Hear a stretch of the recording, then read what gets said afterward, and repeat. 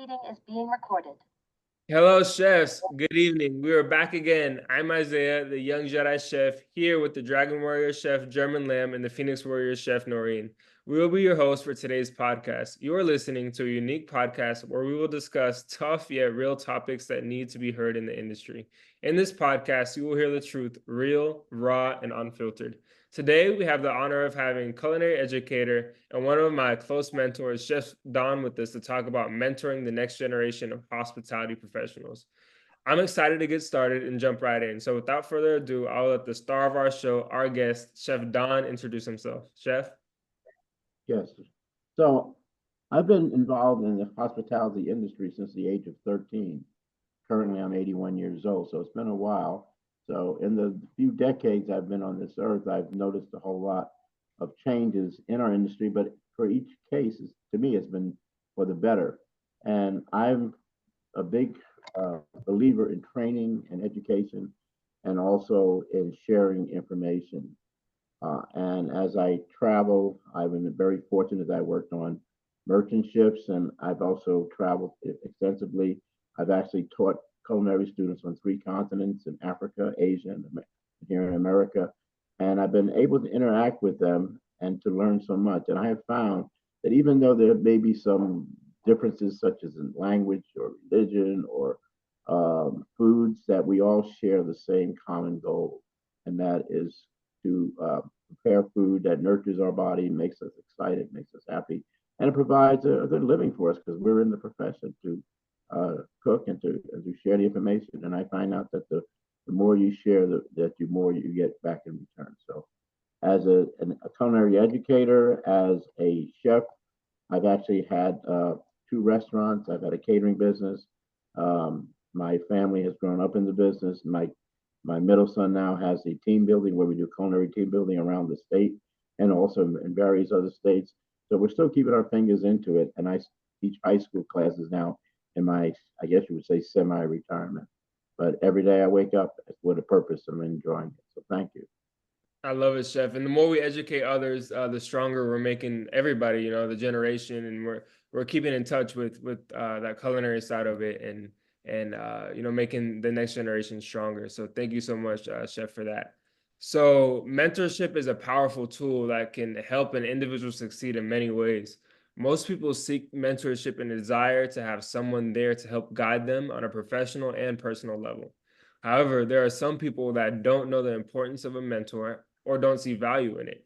So this will lead us to our next question, or our first question. What should a mentor slash mentee relationship look like? And why is it so important to succeed in your career and in your personal life? Chef, you want to start us off? Okay, yeah, I can. First of all, to identify the person that has a dedication. Okay, there are many people. We've seen this in the culinary schools as well. Uh, you know, some of them are in there because they feel they can make a quick buck. They want to rise to the top real quick. They're not willing to put in that extra work. And so you can identify these individuals. I've seen them in the workplace, working for me, working alongside of me, working in other arenas as well. And you kind of uh, get close to them. They say, "Hey, chef, could you show me this?" And if they're willing to do that, then you can be successful. So I've had wonderful mentors. I visit them, as I've already told you, Isaiah, in California. There's a couple there, and we're still close. We still maintain a good relationship. But they saw in me something that I wanted to succeed, and I was willing to do the work, and therefore it's been successful. I have many other students of mine or apprentices of mine that are now successful in their own businesses, and I'm very proud of them, and I help them. Some notes that I just put down that is that you have to continue to improve yourself. And most importantly, I think when you have a relationship with a mentor or a mentee, is to ask questions. Don't be afraid to ask questions. I tell my students all the time that there is no wrong question. If you ask the question over and over again, it's a matter of education. And in fact, I forbid my students to use that new terminology, my bad. If they do make a mistake, they have to say my good because it's a learning opportunity. And so that's how I look at training. So yes, it's something that is an ongoing thing, and you're still learning. And trust me, I'm still learning from people like Isaiah. I love it, Chef. Yeah, you definitely can learn from each other, and that's kind of the thing about mentorship is it's a two-way street. You know, you give a little bit and you give back a little bit. And I love what you said about asking questions. I feel like a lot of people, you know, especially younger chefs in the industry, they're afraid to kind of ask questions and afraid to speak up because they don't know if they'll get in trouble. They don't know what the case may be. But it's better to ask than to stay silent and find out that way. So I love your point on asking questions. And when you do make mistakes, it's about learning from those mistakes and improving. So thank you so much for that, Chef. Noreen, Chef Lam, what's your take on it? I love the my good instead of my bad. That's just a quick change in your perspective and mentality when you're making a mistake, is it's wonderful because that's how we learn is through mistakes, and having that strong mentorship helps with guidance, but we really have to be like, captains of our own ship. I always say that. So, you know, taking accountability for your mistakes and just realizing that you're going to have to make mistakes to learn. And that's why we have mentors and we have elders and we have people with experience to help guide us. So I have been very grateful for the mentorship in my life. So I really love that point. And it just helps you become a stronger person at the end of the day. Yeah, I love it, Noreen. Thank you so much. Chef Lam, what's your spin? I love this topic, the word mentor, and all all kudos. The Ritz-Carlton Boston Hotel, 1986, when I graduated from Newberry College. And, I started as a um, cafeteria cook for the Lions Den for all the employees. And from there, from the bottom all the way up to the main kitchen. But, those 4 years, I met chefs from Europe, and they shared and they took me under my wings, and made a lot of bloopers, laughing at it, got screamed at it. Now I look at it, it's a different era. That era doesn't exist, and the reason why is at that era I had time, and time management tells you about how the world is. That means at that moment corporate was spending a lot of money, so that means my managers and chefs, they were in great. Now, a lot of pressure, a lot of anxiety. So you have to understand business right now. And one way that individual has to grow up now. It's like it has to go into hyperspace. And for a mentor, that's very challenging because you could say something and that mentee could suddenly break, cry, suddenly have an attitude. But then I always say the best thing about being a parent is, does your kid create solution or does your create problems for the next person? So once you master the art of saying, hey, before we start, how about getting a nice haircut? How about wearing some nice clothes with no hose on it? You know what I mean? How about eating some clean food? How about running? How about reading? So once you do the basic things like art, music, sports, I have understanding, discipline, structure.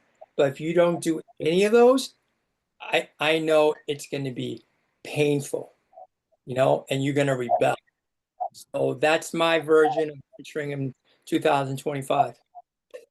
I love it, Chef. And I love how you said you got to condition yourself first. Because if you don't condition yourself first, you won't be ready for the world. You can't have a mentor. You can't be mentored if you're not conditioned, you know? So that's one of the most important things. So thank you so much, Chef, for that. So I believe that it is important to share our stories with others so that way they can learn and grow from our experiences. Coaching and giving guidance is one of the key factors of being a mentor. So this is going to lead us to our next question. Share a time where you helped a mentee develop a skill or had to correct or coach them, and how did you go about doing so? You want to start us off, Chef? Yeah, sure can. I have a apprentice of mine. When she was going to culinary school, um, she had to do her apprenticeship with a certified chef, and so she did it with me. Right now, she has a successful baking business, a cake business. She does those cakes that you see on TV called "Is It Cake?"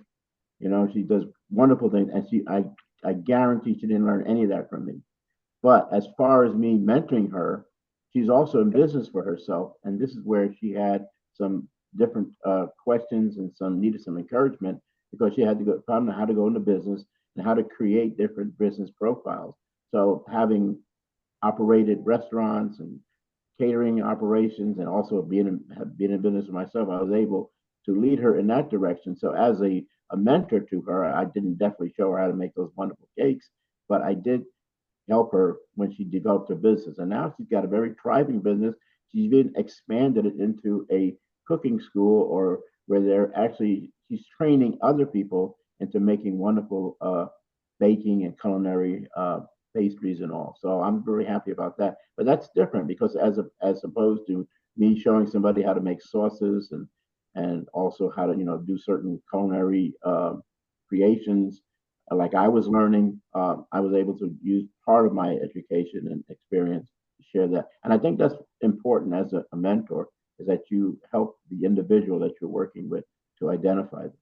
And then I guess everybody is successful. I feel that part of her success, I take a little kudo on that because I brag about her all the time, but she is very successful in her business. So happy about it.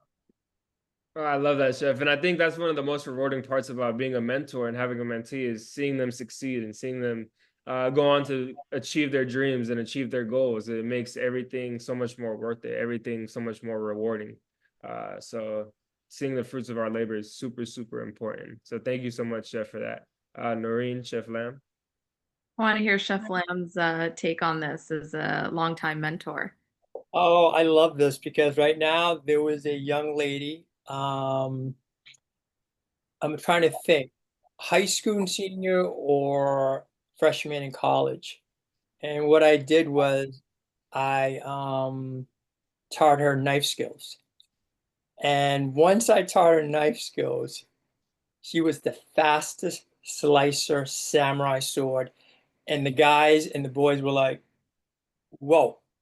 And she was like dicing like, and I said to her, as a chef, before cooking, you have to have confidence and self-esteem in holding that knife.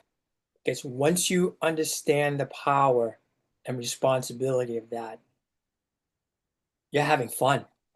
If not, guess what happens? You lose a finger, you go to the emergency room, and you get stitches.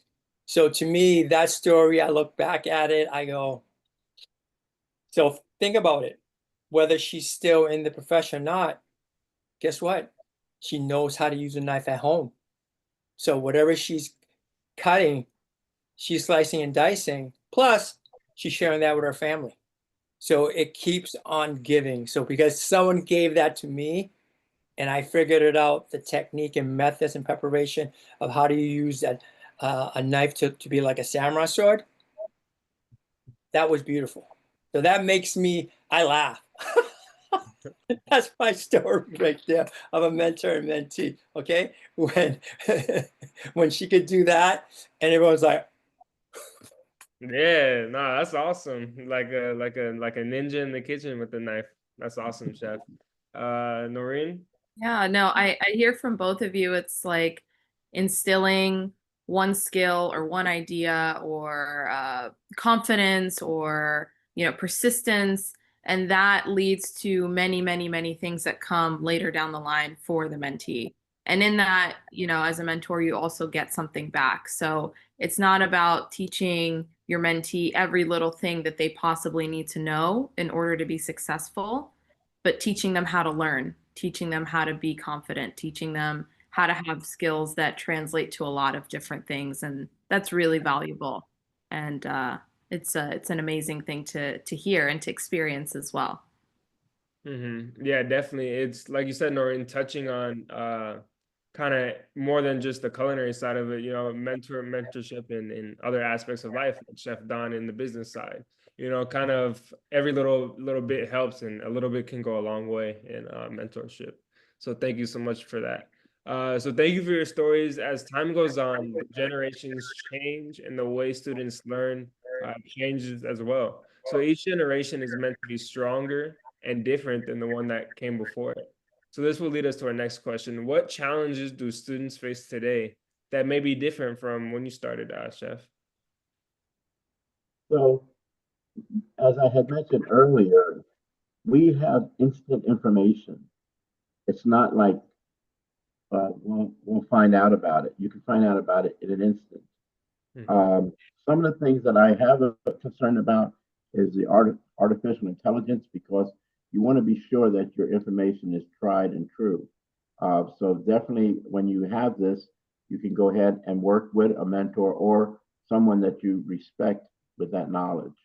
And then I think, so going forward, we're going to see a lot of things happening on social media. It has to happen. It's doing it right now, and it's going to do that whether you want it or not. Okay, it's going to be doing that. So I think that is vital, that whoever in the future, we have to be able to understand how to log in to those types of skills and learn from there. But now, look, we're doing podcasts. When I was your age, Isaiah, we didn't even know what the word meant, But now we're sharing information just by, doing this, and we don't know how many thousands of people are going to listen to this. And one thing is for sure, that now that we put it here, it's going to be here forever.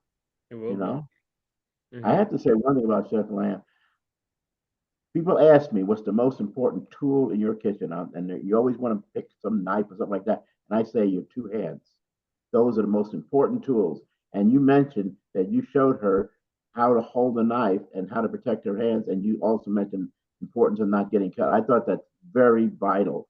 And I try to instill that in my students as well, is that your hands are the most important tool. And how you use them, how you create things with them is very important. But most important is how you protect them. So that's knife skills are definitely very, very important to learn. So yes.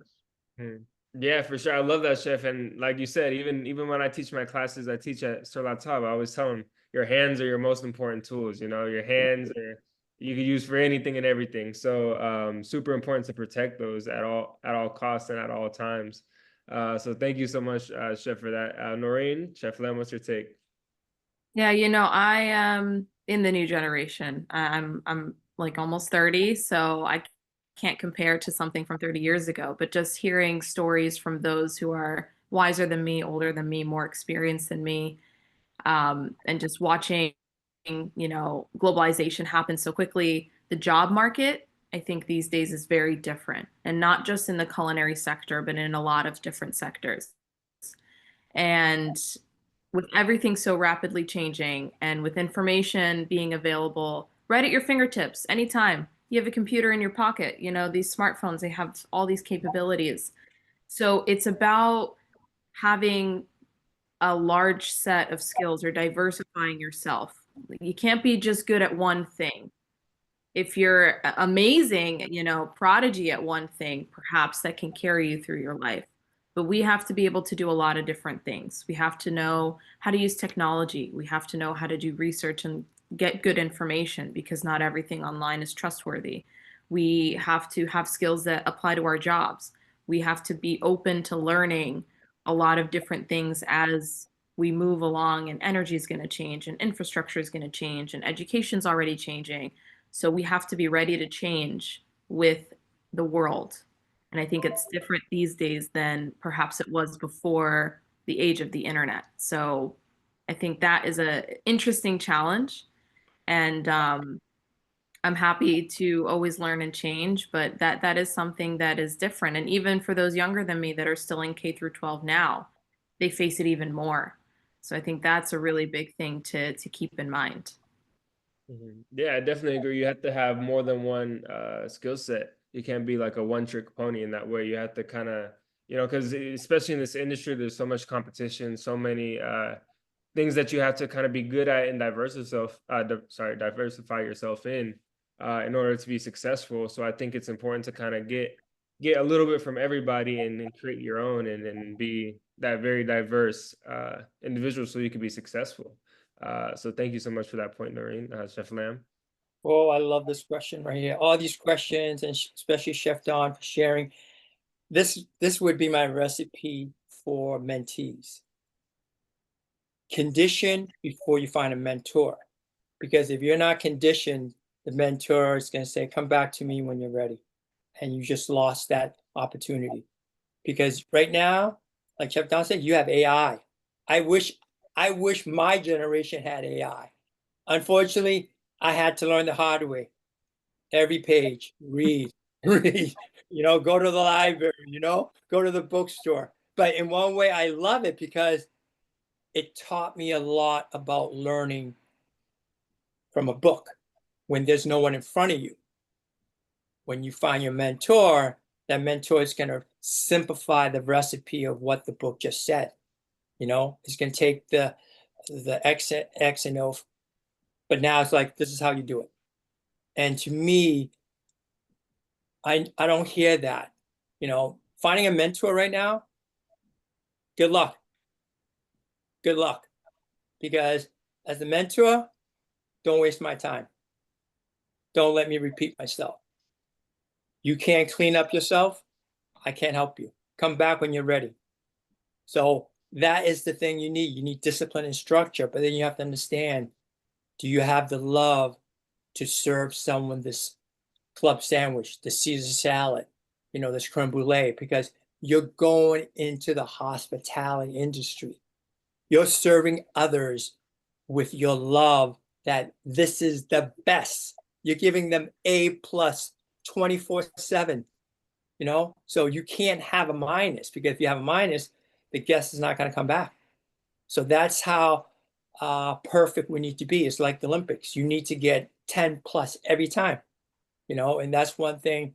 Working at the Ritz, I'm like, wow, I reached the top. That was the standard. And once I left the Ritz, everything went down. It went down. And I was like, oh, now I know why it went down, because it costs money, and it costs talent, and it costs commitment, and it costs caring. Yeah, that's true. And I think those last 2 points that you pointed out, commitment and caring, are, like you said, essential to somebody that wants to be mentored, a mentee. If you're not committed, and you don't have that desire to learn, and you're not willing to listen, and you don't know how to be coached, then you need to get yourself ready, and then go look for a mentor when you're ready for it. And then it'll be that much easier to succeed. But definitely being conditioned and disciplined is key to having a mentor-mentee relationship. So thank you so much, Chef Lam, for that. So a big part of mentorship as well is trust. Without trust in any relationship, it can be very hollow. So trust is key in building each other up in a two-way relationship of mentorship. So Chef Don, how can you establish trust with your mentees? Well, first of all, we identify that with the individuals. So you can't just want to have a mentor, like Chef Lam said. You have to demonstrate that you have the desire, that you will follow through, that you will complete the task, that you will do the extra work it takes.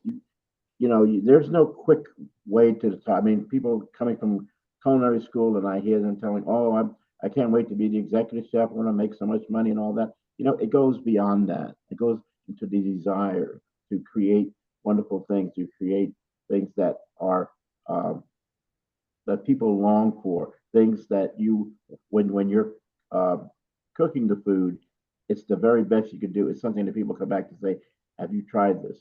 So that if you're going to be a mentor, you have that respect from the individual, but that other individual has to put in the time. When I was learning to all of these things, I did the extra work. I peeled the carrot.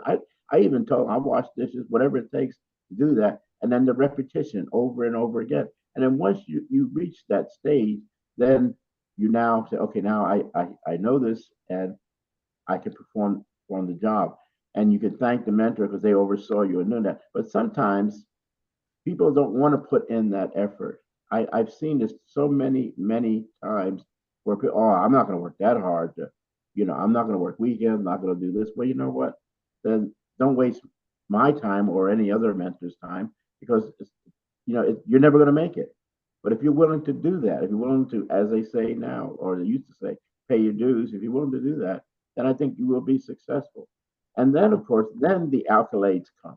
Okay, I mean, it's not instantaneously, but it does. So that's that advice I have is for a mentee, is if you're willing to do that, and very few are. Trust me, in this time, I've heard people say, well, they're not going to pay me to do all of that work. Well, all right, then find something else where you can get paid to do all that work, or in the also in the other side of the industry, they come. I've seen employees come in, or future employees, and they're telling you when they're going to work, when they're going to go home, how many hours they're going to work, and you're thinking, you know, are they really dedicated to this profession? I don't think so.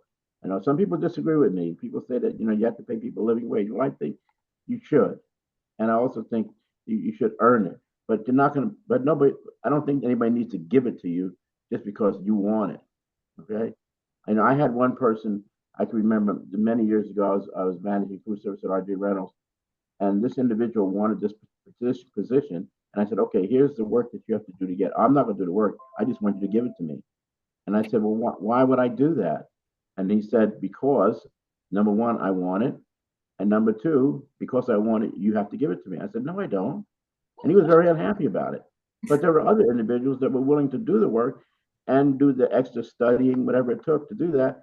And they got to be successful. So you can't just want it. You got to want it bad enough you're willing to put the time and effort into it. I'm sorry I'm overextending myself, but this is like a sore point with me where people want to learn. But I can tell you from all the people that I have worked with, that I've trained, that they put in the extra time. They're successful. I have people that were my apprentices that they had their own successful catering business, baking business. I've got a number of different people that, you know, have their own restaurants, and I can honestly say that they did the work and they're now reaping the benefits. Wow, you hit that point right on the head, Chef, and I couldn't agree with you more that, like you said, a lot of people in today's generation, they're just looking for that instant gratification, instant success, instant money. But I always tell people, anything I do, I don't do it for the money. I do it because I love it and I want to be there and I want to learn, and the money will always come. So that's how I like to look at it. Like, you know, I do it for the experience, and I'm willing to do the dirty jobs that people aren't willing to do to become successful. And that shows that you're committed, and it actually attracts more people to you because they see that you're willing to do the stuff that other people aren't willing to do, and they'll lean more into you. So I think that's a great point, Chef. So thank you so much for that. Noreen, Chef Lam. Wow, Chef Don, I love your answer to this. And yeah, I really want to highlight, you said something like, oh, people think they're entitled to something just because they want it. And we have to look beyond wanting, right? You want it really bad. Okay, what are you going to do about it? And in that, I had a discussion with my chef manager in the past few weeks for our yearly performance review. And something he told me was like, you know, continue what you're doing, et cetera, and continue to do your homework.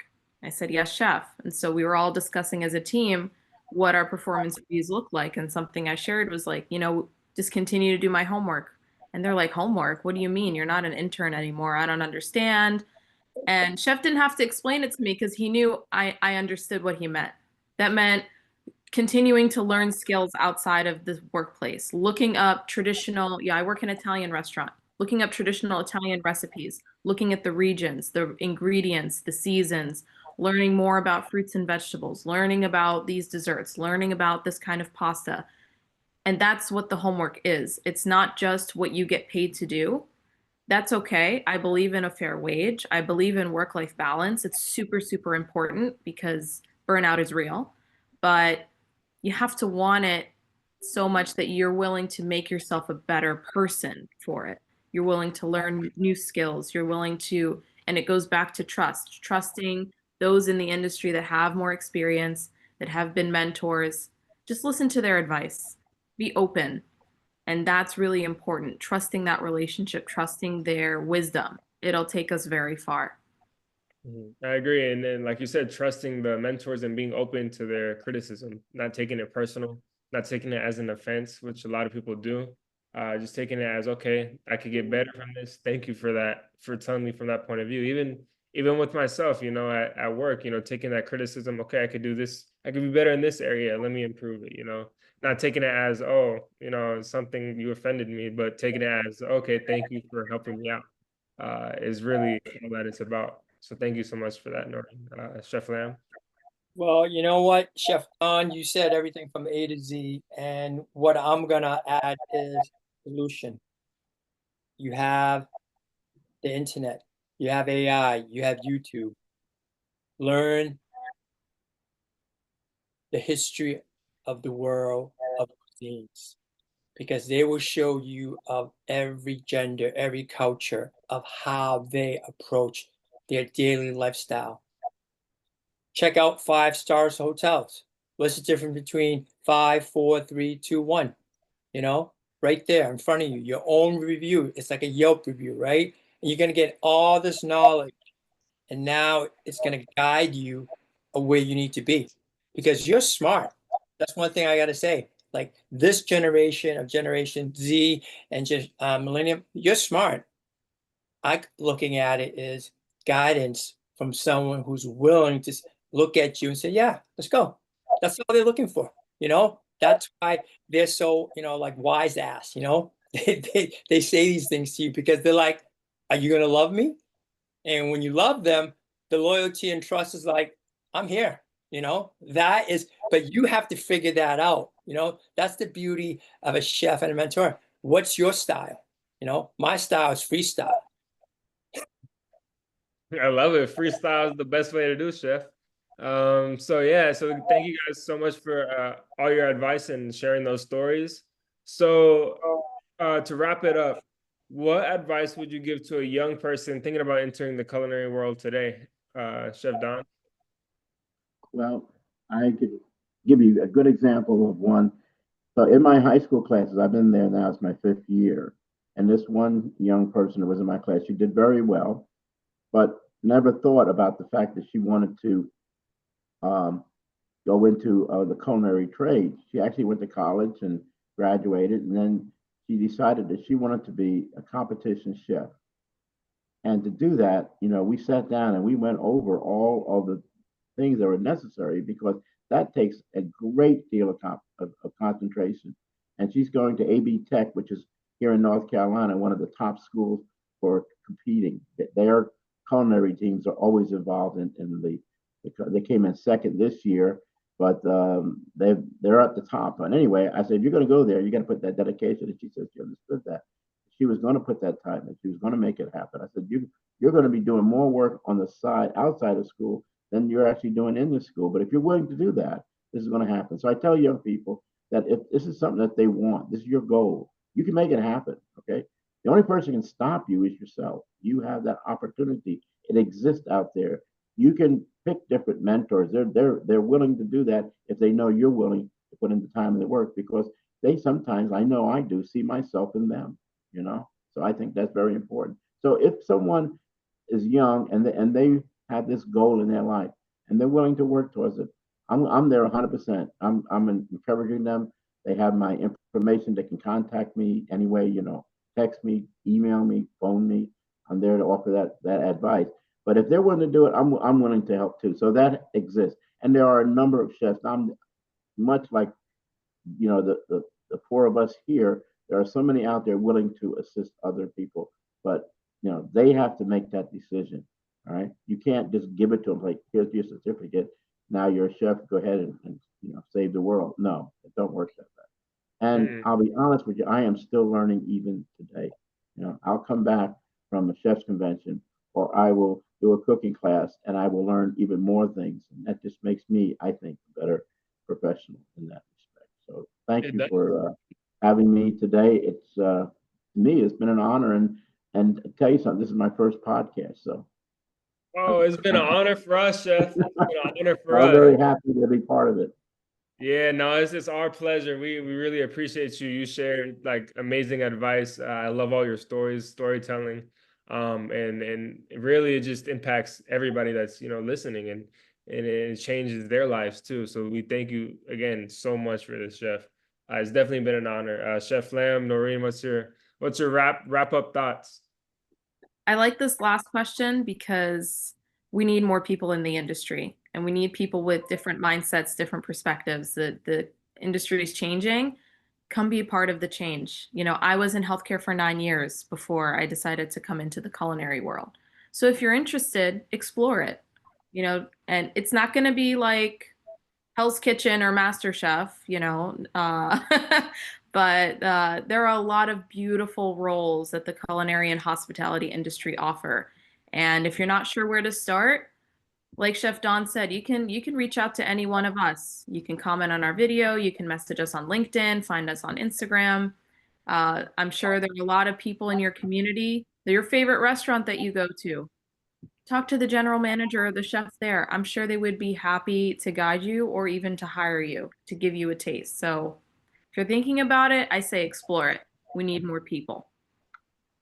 Thank you so much for that, Noreen. Chef Lam. Yes, our industry right now is in the need of youth, the youth movement.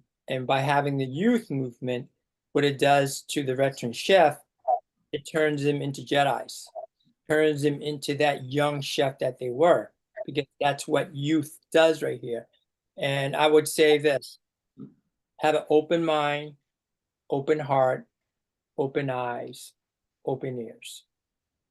That means everything is open. And that's what I did going into this journey in 86. And I look at it, I'm like, I love it, because you see things of what it really is. The treasures and but that's cooking. It's art, right? The techniques, the method and preparation, they're good and they're bad and they're ugly.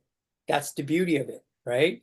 So see everything, your eyes are going to be AI. Right there in that moment, it's going to go bing, bing, bing, bing, bing. Here it is. So the human element of cooking is your heart. At that day, that's what comes down to. And the heart can move that person right in front of you. Yeah, I agree. It's like you said, having an open mind and an open heart are the most important things. And that's why I always start, whenever I teach, I always start with everybody could cook. It just takes love. Cook with your heart, cook with love, and everything will turn. It could be turn out into a 5-star dish. That's really all it takes. So like I said, thank you guys so much for being here, a part of this podcast today. It really means a lot to not only me, not only to us, but to the world. And we're making an impact, we're making a change. So thank you guys so much for being a part of this podcast, and see you guys on the next call.